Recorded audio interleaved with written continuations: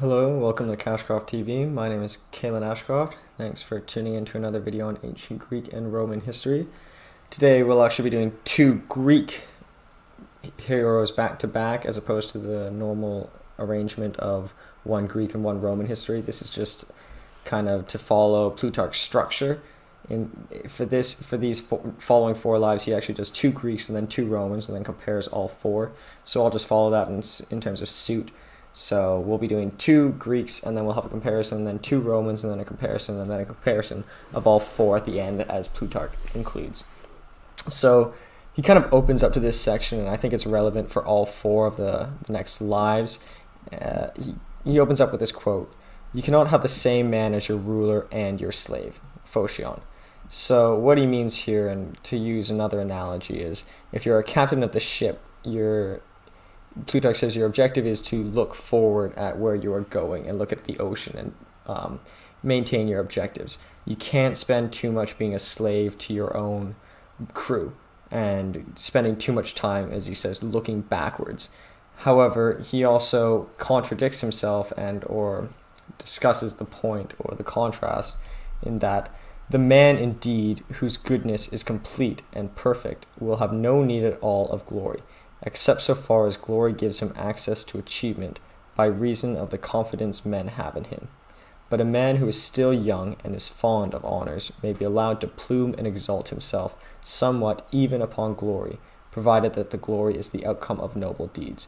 So what he means by this is that sometimes it's justified in doing glorious endeavors to satisfy the people, especially if you are young and you need to win the people's affection. But once you get the people's affection, you kind of should focus on your own objectives and your own, or steering the ship. So it's sort of a fine line. To what extent are you a slave of the people, and to what extent are you their tyrant? And kind of what he means by this is when you are younger, perhaps you should be more of a slave to the people. But when you get older, you should really start implementing your own deeds and no longer become and remove the chains of duty.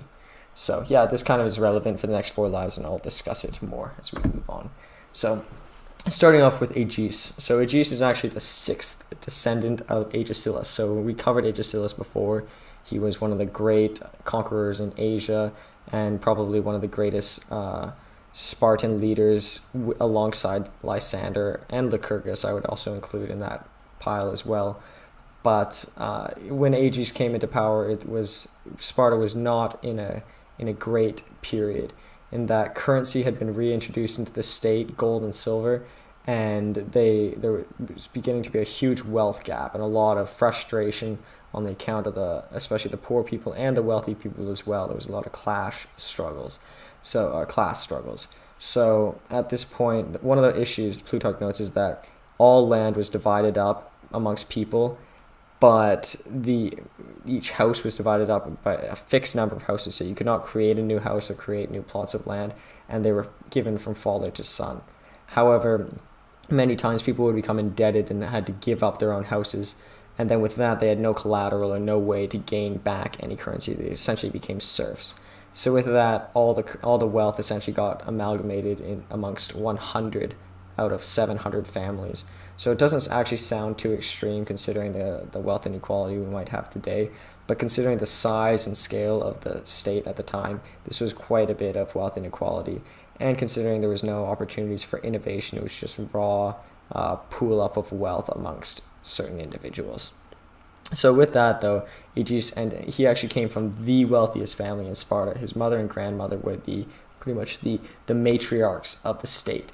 He actually grew up with a very frugal temperament. He ate very little. He exercised a lot. He wore only a dirty old Spartan coat.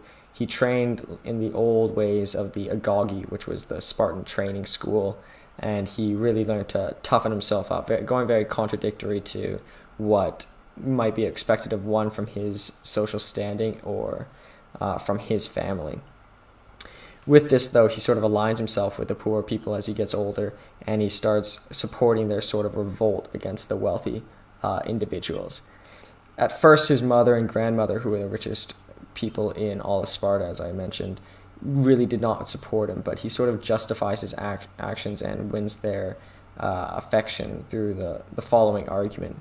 He states that even though they are the wealthiest in Sparta, even if they get more wealthy, they will probably never surpass the wealth of like Ptolemy in Persia or other great kings. Persia was one of the greatest states for warfare, but never really wealthy. They only just got currency. But he says where he could outshine other great kings and other great leaders was through his temperance and care for the people and love for the people. And this strong rhetoric wins over both his mother's and grandmother's affection, and they support him till his ultimate death. With that, he decides that he will donate all of his own, or not a big portion of his own property to the poor people. He ultimately becomes king. He decides to create 4,500 new plots of land, which a lot of them would be given to poor people or old people who previously didn't have lands, and a lot of even foreigners were allowed to enter, something that is even Lycurgus would not do. He also creates 15,000 plots of lands that could also be given to members of the army and also foreigners. He tries to he creates 15 companies, which is like groups of soldiers of approximately 400 each, and he tries to reinstate the old Agagi training style. And he wins the support of two individuals, Agis and Lysander. So try not to get confused here. There is an Agis and a Lysander in Plutarch's Lives, who I have previously covered. However, these two came quite a bit later, and they're less notable, only notable in their respect to Agis. But their names are also Agis and Lysander, so try not to get confused there. But they support him, not necessarily, these guys are kind of oligarchs, the two oligarchs who supported him the most, not necessarily because they actually believed in his endeavors, but they wanted to have their own debts released, so they did support him, especially against Agis' main rival, Leonidas. So Leonidas was probably one of the forefront E4s in Sparta. So in Sparta, their political system was kind of divided amongst the E4s, the elders, and the kings. So the kings were like by birthright the essential head of the state, and there was always at any point two. But the elders were appointed for life, kind of like a senate, assuming the senate holds the role till they die. So sort of that role. And then the E4s were kind of like the legislative body. So these are elected officials for a set period of time, but they actually had the most practical power. So that's where Leonidas fell. But he really opposed Agis. Because he was obviously a lot more opulent than Agis. He fought battles in Persia, so he gained their sort of pompousness and love for riches and wealth. But one of the main reasons he opposed him is that he logic that even if he did donate his own property back to the state, the fame would just go to Agis anyway. So he opposed it largely also out of greed as well. But fortunately for Agis, or perhaps unfortunately, Agis' two allies, Agis and Lysander, once again not the ones that I previously mentioned, have conspired to get Leonidas banished and actually succeed. So Leonidas is out, and Agis is pretty much free to implement his plans. But eventually he's called by the Achaeans they had a treaty with Sparta where they would help them in defensive measures when the Achaeans needed help. So he went there as a general, and he proved, although he was younger than his contemporaries Agis, Lysander, and Leonidas, he proved to be much more prudent and much more in tune with the needs and wishes of the soldiers. So he won a lot of respect there, and I think most notably too is he had this conflict with one of the other generals who was older and more superior. And unlike many of the other heroes in Plutarch's Lives, where they would have pushed their own agenda and probably pushed for their own glory, he actually just agreed with the guy and sort of put his own ego aside and followed his wishes, even more so winning the affection of the soldiers. But while he is gone, Leonidas uses the opportunity to return, and he first he sets up camp and he starts winning a lot of the affection, and a lot of the people start supporting him and realizing they don't want to give up their wealth, particularly the wealthy class. The poor people don't really have a spokesperson anymore, so there's a lot of issues going on there. So Agis returns, and fortunately Leonidas does not go for him first. He goes for the other king. As I said, there was always two co-kings in Sparta at any given point. So the other king was actually Leonidas's stepson. So he goes there and he really berates his stepson, saying, why did you defy me and whatnot. And fortunately, his daughter, who's his stepson's wife, steps in line and asks to give them mercy if they retreat and run out of the state. And that's what the co-king does, allowing Leonidas to be king. Plutarch, it's hard to say if he's criticizing or complimenting him, but he says that, I think he's criticizing him. He says that this co-king with Agis left and put his ambitions aside to go and live with his own wife and, protect his own ego and not strive for glory. So I guess this is where the kind of fine line comes in. Where Agis and Cleomenes would have stayed and died for their own cause, this individual left, and I suppose that's why he's not in Plutarch's lives. So maybe it's the smarter move in the moment, but it does not make history to flee. But either way, Leonidas becomes king, and Agis is kind of forced to hide because Leonidas is very powerful now, and he's got a huge backing. But Agis does not want to live in fear, so he elects to sneak off to the bathhouse with 3 of his close friends who act as sort of his bodyguards, and they go to the bathhouse. But Leonidas finds out about this, and they capture him and they push him into a prison as they're walking to the bathhouse. While there, they force him. They tell him to confess, and Agis firstly doesn't speak at all because he thinks that's just obviously not the right thing to do under duress. Then they ask him to blame Agesilaus and Lysander, his two allies. So even though Agesilaus and Lysander were probably the more violent people, or the ones who did more wrong, Agis never got Leonidas banished. Agis never de-shame or puts shame on his allies, and he doesn't speak illy of them. In fact, he takes full credit for their actions and takes their own blame. With that, he said, I would never repent such a glorious design as this. So they give him the death sentence, and Leonidas says, go kill this guy. But the mercenaries say no because they think it's unethical to kill the king, and also probably because they believed in what he was pushing for. Same thing with the soldiers; they did not do it. So one of the ephors themselves had to go and take him to what's called the Decas, which is the strangling room. Dechas, Decas. Is a strangling room in the prison. So they took him back there, and one of the ephors themselves kills them. They did it at a rush because there was actually a huge uprising outside the gates of the prison. There were torches, and many of the poor people or the general population was very upset that the king had been captured and was about to be killed for probably no just reason except for his own beliefs. But the ephors and Leonidas were worried, and they quickly killed him off because they worried the uprising would get too strong. So kind of very contrary to the protests objectives. Amongst the people at the protests were both his mother and grandmother, who were actually now aligned with Agis's cause. So they're allowed to come into the prison, and they're both weeping, and the mother actually decides to have herself killed as well. And this has such an impact on one of the ephors that he also kills himself too. So he realizes his own wrong.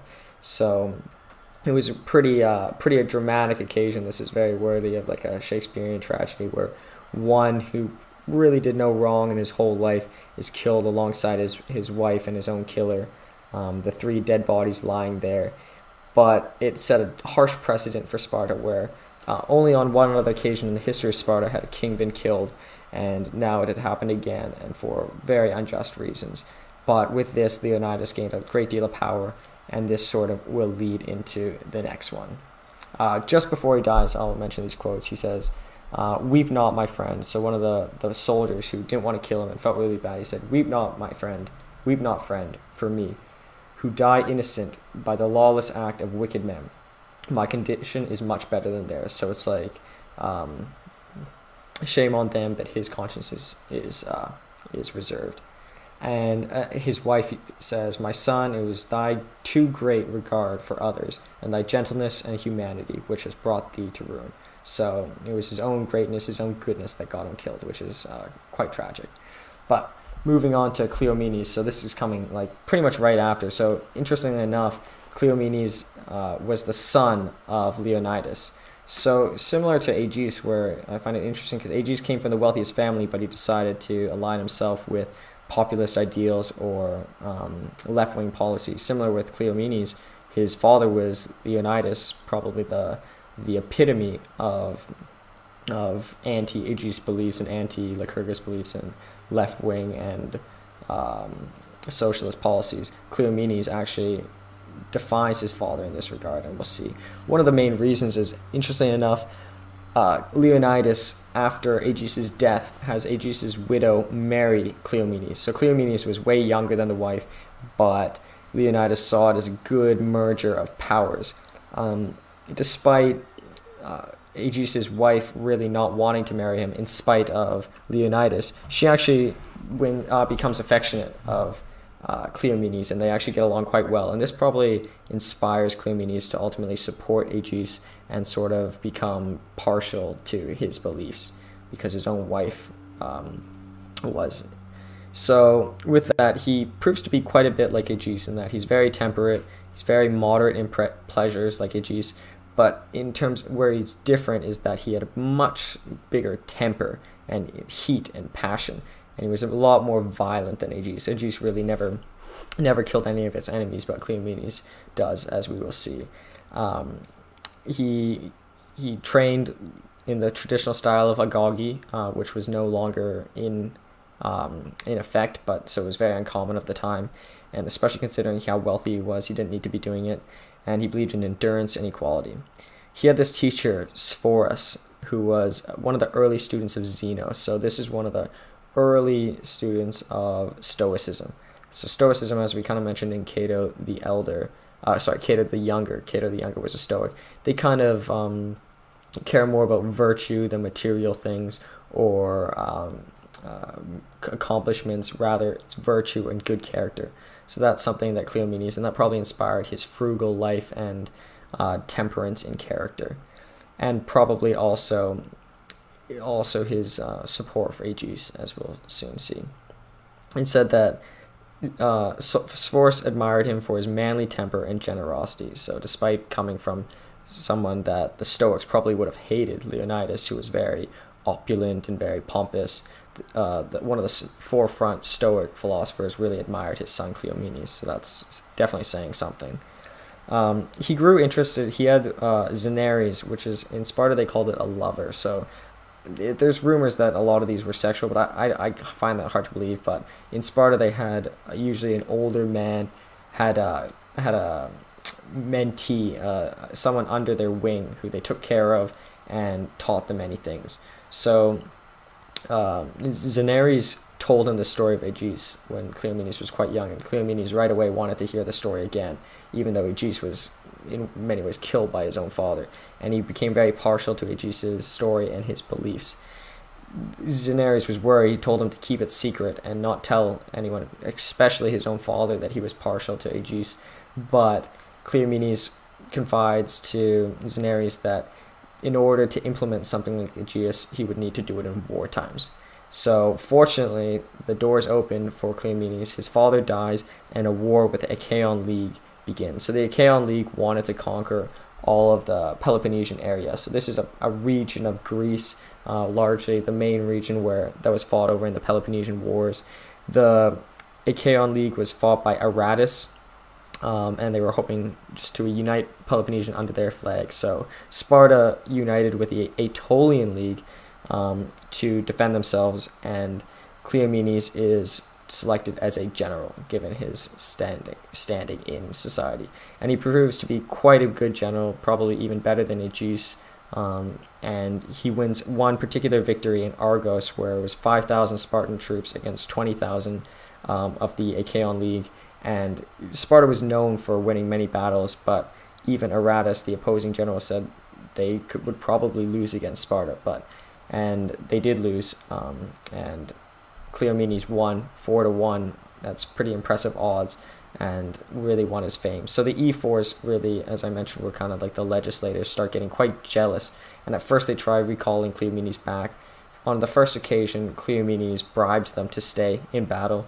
On the second occasion, when they ultimately call him back, he actually does go back and he gets his allies to kill 4 out of the 5 ephors. So this was a very harsh act, something Agis would have never done.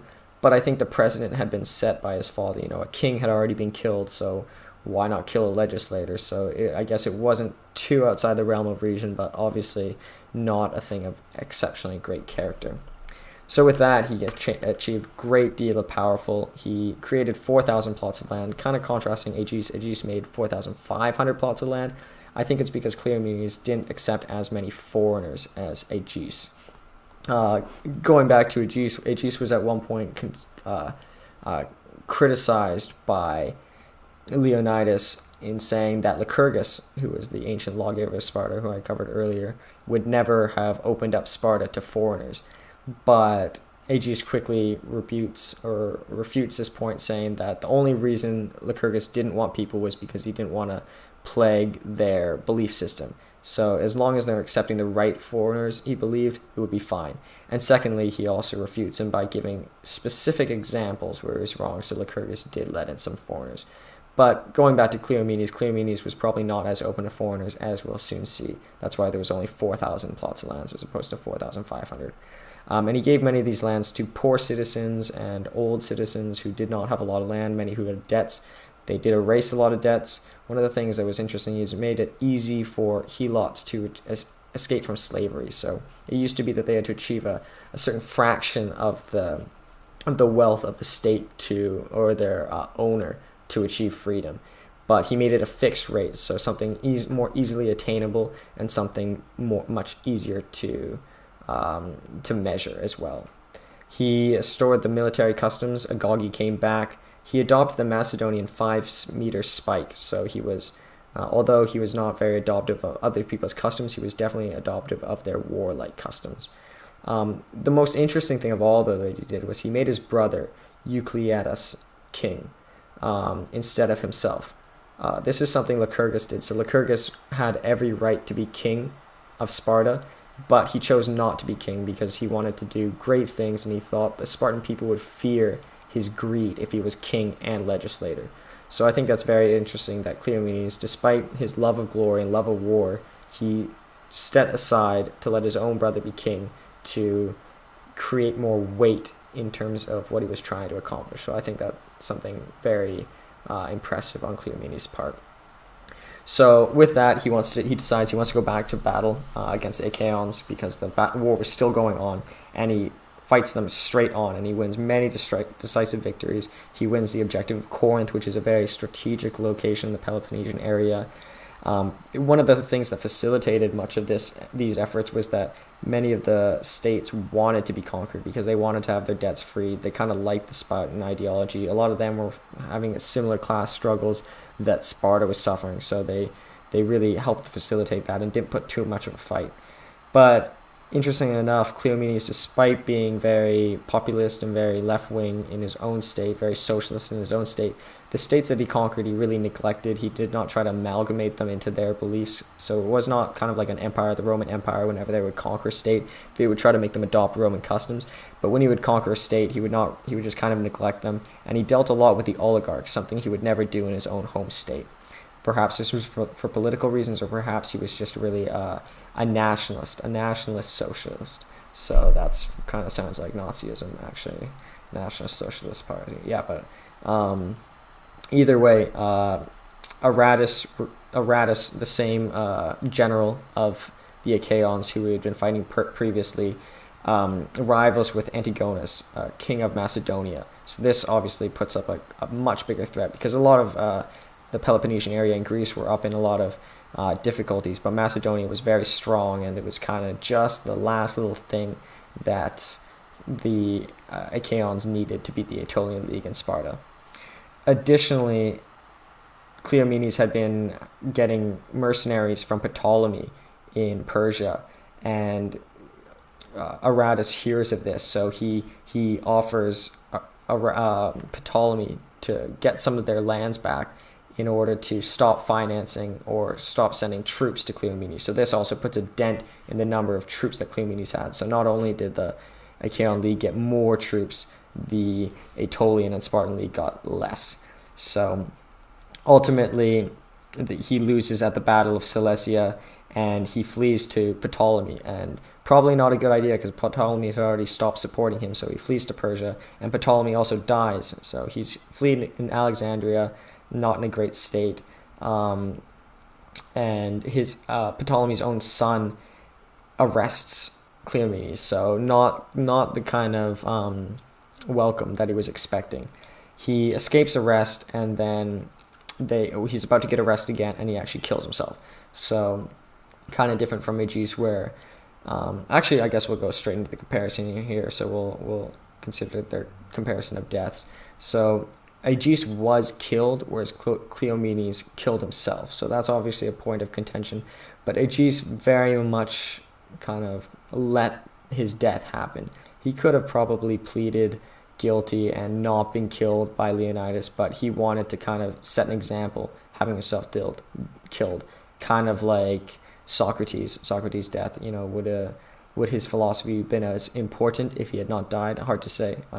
Aristotle obviously did it, but Agis thought it was probably necessary for himself to die, or either that, or he's just irrational. But both of them, I think, allowed themselves to die or died. But I think Agis's death had a bigger impact, whereas Cleomenes killing himself off in Ptolemy's lands was probably not the most productive thing he could have done. But either way, other points of comparison, Cleomenes was definitely a better conqueror.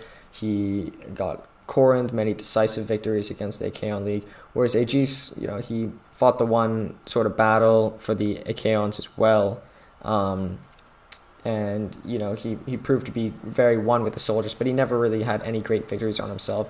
He was much more, and I guess alluding to the next point, he was much more calm in temper and much less violent. It was not even he who banished Leonidas. It was Agesilaus and Lysander who banished Leonidas. And, you know, he never killed Leonidas, where he probably could have if he wanted to, whereas Leonidas killed him. Whereas Cleomenes was quick and got 4 out of the 5 E4s just killed right off, so just eliminated his enemies right away. So he's obviously much more violent in that regard. Agis, as I mentioned earlier, was much more open to foreigners, something Cleomenes wasn't. If Agis had conquered other lands, would he have amalgamated them into the Spartan state? I think probably not. But would he have accepted these foreigners in entering his state and accepted them as citizens? I think probably yes. So he was much more open in that regards. In terms of comparisons, there are, I would say, very many. They both very much contrasted their own family. Agis came from the wealthiest family, and then he adopted, you know, socialist policies, which is very uncommon. Cleomenes' father was Leonidas, and he completely defied him, going against everything his father believed in. And obviously their similarity is that they were both temperate in terms of wealth, and they were both students of Lycurgus. So yeah, I think that concludes this video. I hope you enjoyed it, and I hope you watch the next one. Thanks so much. Bye.